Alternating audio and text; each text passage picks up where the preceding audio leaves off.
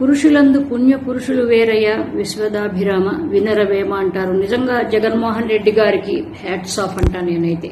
ఎందుకండి మీరు ఎప్పుడు జగన్ భజన చేస్తారు అంటే చెయ్యాల్సిందేను, మీరు కూడా చెయ్యండి. ఎందుకంటే పేద ప్రజల గురించి ఆలోచించిన వాడు ఒక్కడు కూడా లేదు, లేడు.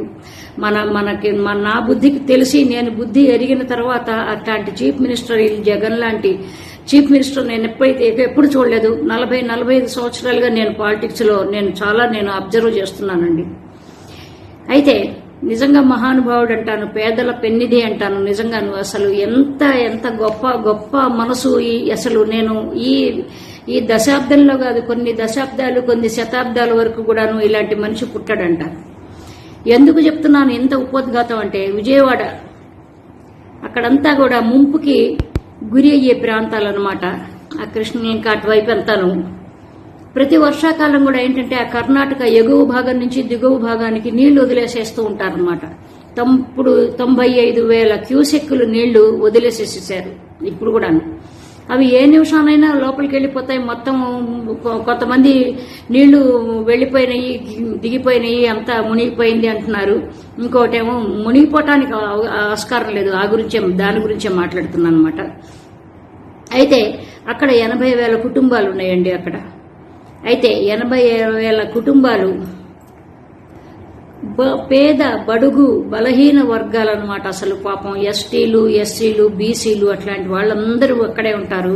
ఏదో చిన్న చితగా పనులు చేసుకుని వాళ్ళు ఏవో పోగేసుకుని ఒక టీవీ కొనుక్కుని, లేకపోతే ఒక కుక్కర్ కొనుక్కుని, ఒక గ్యాస్ స్టవ్ కొనుక్కుని, ఇట్లాంటివన్నీ ఒక చిన్న మంచం కొనుక్కుని, బెడ్ కొనుక్కుని, ఏవో కంటైనర్స్ ఉంటాయి కదా, పప్పులు, ఉప్పులు, బియ్యాలు, చింతపండు, ఎండుమిరపకాయలు, ఇవన్నీ కూడాను పోసుకునే కంటైనర్స్, ఇవన్నీ కూడాను దాచిపెట్టుకుంటానికి చక్కగా ఇట్లాంటివి కొనుక్కుంటూ ఉంటారు కదా. అయితే ఇవన్నీ కూడాను అట్లా పెట్టుకుంటారు. కానీ వర్షాకాలం వచ్చి ఇట్లా ముంపు జరిగినప్పుడు ఇదంతా కూడాను మునిగిపోయి అస్తవ్యస్తమై జీవితాలు అతలాకుతలం అయిపోతూ ఉండేవన్నమాట.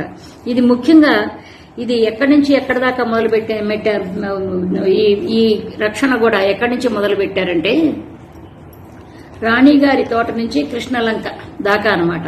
దాదాపు 2.6 కిలోమీటర్ల దూరం అండి రక్షణ గోడ. ఇది అంత పెద్ద గోడ 125 కోట్లతో 8.9 మీటర్ల ఎత్తులో మహా అద్భుతమైనది చేశారు జగన్మోహన్ రెడ్డి గారు. ఏం లేదు, ఇట్లా పాదయాత్రలో అట్లా వెళ్ళిపోతూ ఉంటే ఆయన అక్కడ చూశారు ఎలా బతుకుతున్నారు ఇట్లాంటి మనుషులు, ఇట్లాంటి అసలు మనుషులుగా లేరు, వాళ్ళ జీవితాలు దుర్భరంగా ఉన్నాయని చాలా బాధపడ్డాడు ఆయన.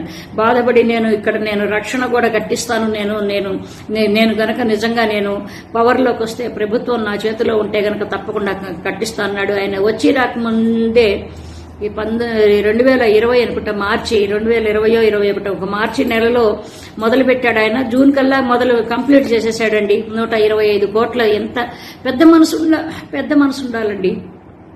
అంతేగాని ఈ ఊరికి డబ్బాలు కొడుకుతూ పిట్టల దొరల్లాగా పిచ్చివాగుడు వాగుతూ అది చేస్తా ఇది చేస్తా అని సిగ్గు ఎగ్గు లేకుండా మాట్లాడే రాజకీయ నాయకులను చూస్తుంటాం. అందుకని వాళ్ళ మీద ఏవగింపు కలుగుతుంది, వెగటు గుడుతుందన్నమాట. కాబట్టి ఇంతమంది ఇప్పుడు ఆ నీళ్లు కర్ణాటక నుంచి ఇక్కడికి వచ్చేసిన విజయవాడకి ఆ జనాలందరూ కూడా హాయిగా ఉన్నారు. అది వరకు ఇట్లా నీళ్లు ఎంతమంది చీఫ్ మినిస్టర్లు వాళ్ళు మారినా గానీ వాళ్ళ పేదల బతుకులు, ఆ కృష్ణలంక వాసులు, ఆ రాణిగారి తోట నుంచి ఆ కృష్ణలంక దాకా ఉన్న ఆ దిగువ ప్రాంతం అంతా కూడా నీళ్లు మయమైపోయి మొత్తం మునిగిపోయేవన్నమాట.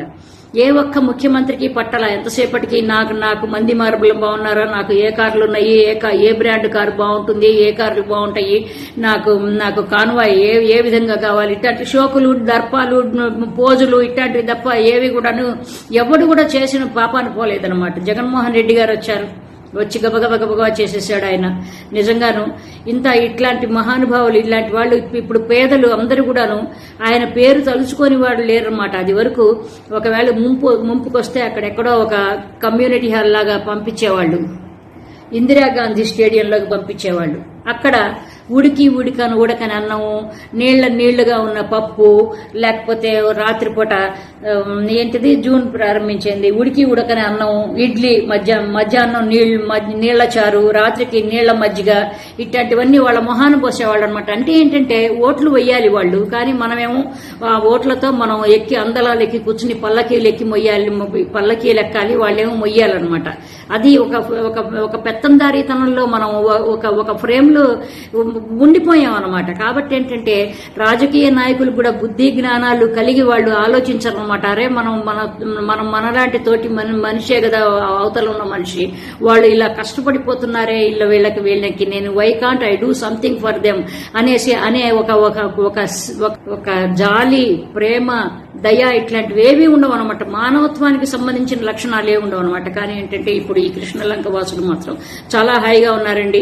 చాలా చక్కగా హాయిగా వాళ్ళు రాత్రింబగళ్ళు హాయిగా ఉన్నారు. అంత ఎత్తు రిటైనింగ్ వాళ్ళు జగన్మోహన్ రెడ్డి గారు కట్టించిన ఆ రిటైన్ వాళ్ళు పుణ్యమా అంటూ, జగన్మోహన్ రెడ్డి గారి పుణ్యమా అంటూ, ఆయన చరిత్ర, విజయవాడ చరిత్ర, కృష్ణలంక ఉన్నంతకాలము, ఆ నీళ్లు కృష్ణానది ఉన్నంతకాలము, ఎగువ నుంచి దిగువ వరకు ప్రవహిస్తున్న కృష్ణానది నీళ్లు, అక్కడి నుంచి కర్ణాటక నుంచి వస్తున్న నీళ్లు కిందకి దిగినంత కాలం, వస్తున్నంత కాలం కూడాను ఎప్పుడు కూడాను చరిత్ర గుర్తుపెట్టుకుంటుంది.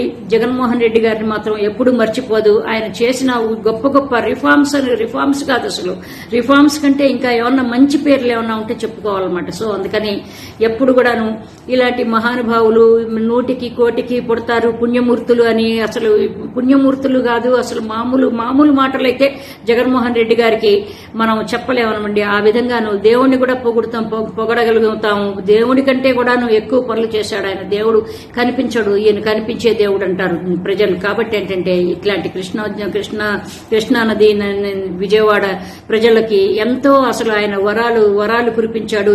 ఈ రిటైనింగ్ వాళ్ళ ద్వారా, ఈ రక్షణ గోడ ద్వారా ఆయన ఎంతో మంది జీవితాలని బాగు చేశాడు.